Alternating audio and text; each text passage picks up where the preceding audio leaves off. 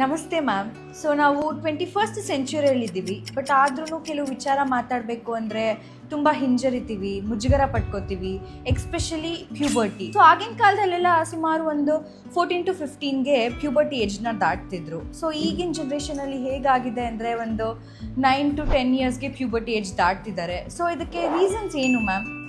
Okay, puberty ಅಂದರೆ ಕನ್ನಡದಲ್ಲಿ ಏನಂತ ಕರಿತೀವಿ? ಪ್ರೌಢಾವಸ್ಥೆ ಅಂತ ಕರಿತೀವಿ. ಪ್ರಿಕಾಷಿಯಸ್ ಪ್ಯೂಬರ್ಟಿ ಅಂತಂದರೆ ಮುಂಚಿತವಾಗಿ ಪ್ರೌಢಾವಸ್ಥೆಗೆ ಎಂಟ್ರಿ ಆಗೋವಂಥದ್ದನ್ನು ನಾವು ಪ್ರಿಕಾಷಿಯಸ್ ಪ್ಯೂಬರ್ಟಿ ಅಂತ ಹೇಳ್ತೀವಿ.